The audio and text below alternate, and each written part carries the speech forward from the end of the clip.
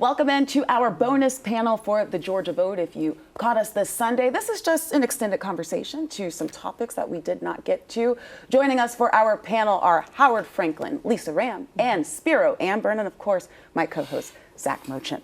Let's kick things off with everything happening here in our backyard at the CDC. We saw a very, very heated exchange between RFK Jr., the Secretary of Health, as well as with Senator Warnock and several senators, Republicans and Democrats in Washington. Howard, let me start with you to see, we saw fireworks. People did not hold back. I'm talking yelling, screaming.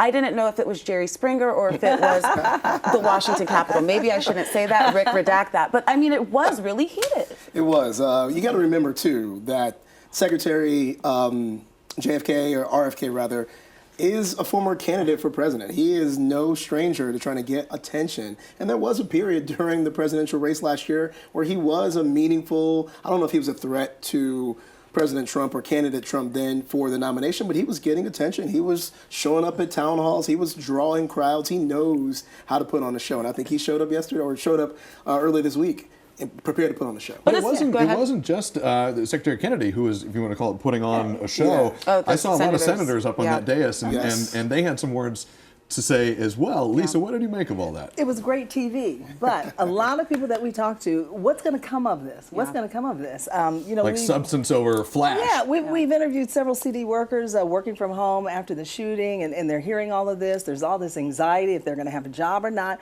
What's going to come of this? You've got people calling for him to resign. He's saying, no, I'm not. President Trump is saying, I stand behind this man. People want something to happen. They want an outcome. And I wonder, too, because it's really interesting, just all of the dynamics, right? You had a Trump-appointed CDC director, Susan Menares, who is now fired. You had Operation Warp Speed from the Trump administration creating the COVID-19 vaccine that RFK Jr. has had his thoughts about. Spiro, there's so many levels to this, but in reality, is any movement going to come if no Republicans speak up and also say, hey, you got to go? Yeah, I'm not sure which was better viewing, Eagles, Cowboys, or Kennedy.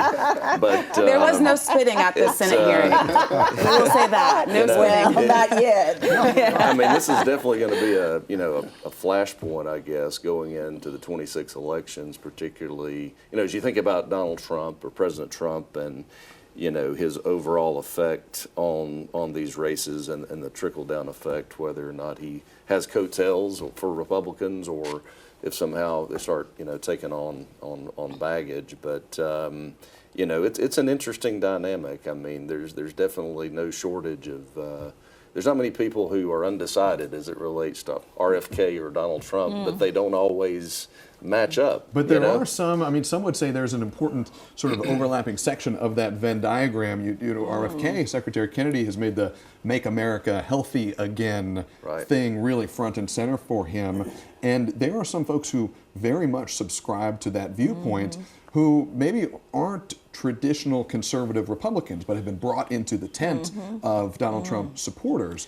Does that make Kennedy and what he stands for an important tent pole of the Trump coalition, Howard? It's hard to really imagine the Maha movement, bringing too many folks over to Trump. But I do think this is, to Spiro's point, really a flashpoint. I think we are going to look back at this moment nearing the 2026 November elections and say, hey, what is the thing that's most on fire? What is the thing, is it inflation? Is it the cost of goods? Is it tariffs? Is it something else? Is it, whether or not we have access to vaccines? But I think this is kind of part and parcel. This is not, even the stories that have come out in the last week about Republican members of Congress saying, hey, no more for town halls. We don't want to get beat up by our own constituents because people were very upset about us giving this guy free rein and abdicating our responsibilities as members of Congress. So I don't know if this is the first or the last shoe to drop, but it's just one, I think, of many. Well, speaking of Donald Trump, there is a candidate here in Georgia who really, really, really wants his endorsement. That is Congressman Buddy Carter, who is running for Senate.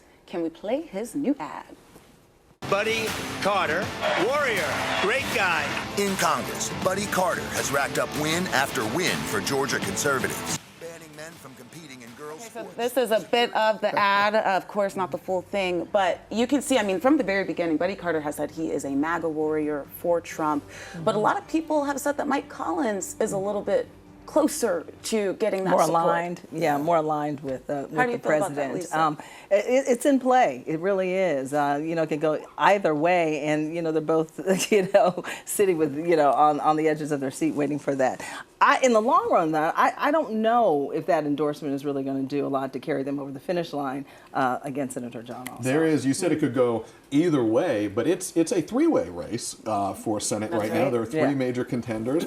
There's Congressman Mike Collins, there's Congressman Buddy Carter, and there is Derek Dooley. Derek Dooley now, right. He has expressed that he supports President Trump as well. In an interview with us last week, he said there was effectively no daylight between what President Trump believes and what Derek Dooley agreed with. Spiro, I want to bring you in a second, but Howard, you're jumping out of your seat. I think we got to be clear. We got to be clear. We're talking about two different races here. I think the Trump endorsement means something in a Republican primary. I don't know how much it helps him in a general election. If those are the kind of ads he wants to run, and should he win the nomination in November, I don't think that'll help him. You think those commercials will probably look different if you by the time you get to absolutely general. they would look different. Always, yes. And our current governor also, was successful in winning the Trump stakes and the Trump sweepstakes and getting his nomination or his endorsement in the runoff of the primary, and that helped propel him through that runoff and into the general election victory. So, Spiro, and there's another big endorsement that has been given in this race, and that's Governor Kemp's endorsement. Right? He endorsed Derek Dooley. Yeah, and real quick on the Trump endorsement and Buddy Carter. I mean, I think that every candidate has to stake out some ground for that primary block, and I think this move by Buddy Carter is, I mean, you've got two congressmen who are running, so they clearly have voting records. So in one sense, it's a smart political move by Congressman Carter to, talk about that. Whether or not there is an endorsement or will be, he's saying that he is. So that's definitely one campaign strategy. But as it relates to Governor Kemp, and Derek Dooley, we'll see. I mean, Governor Kemp is obviously very popular, and you have the Trump-Kemp dichotomy. So, and he said that he talked to President Trump, and that President Trump, I believe he said he had the blessing of President Trump. I don't know if blessing was the right word, but he basically said there was some type of conversation before he made that formal endorsement. Yeah, I think we need to wait a few more months. Clearly, Derek Dooley's gotten out there and pounding the pavement now, and we'll see how much money he raises over the next 2 or 3 months. So clearly, I think that each of these candidates are going to have to earn any type of endorsement. Talk about Even said that. Yeah, we're running low on time. Lisa, I want to give the last word to you. You've covered Georgia and Georgia politics for a long time. Governor Kemp is really pushing his chips in all the way behind Derek Dooley and pretty early in this race. Is that notable to you? Oh, it's notable because Dooley is considered an outsider. He doesn't have that record that Senator John Ossoff can attack. So he's considered an outsider in Georgia politics, and that makes him, a good candidate for endorsement. Always. Yeah, so much to talk about, so much to cover. It feels like Election Day could be tomorrow, and we're still 200 plus days away just from the primary. Thank you all so much. Thank you, Lisa, for your first time here on the Georgia Vote. You're great. Spiro, Howard, Faith, of course, always great, guys. And thank you for watching us on this bonus streaming panel. We'll see you next time.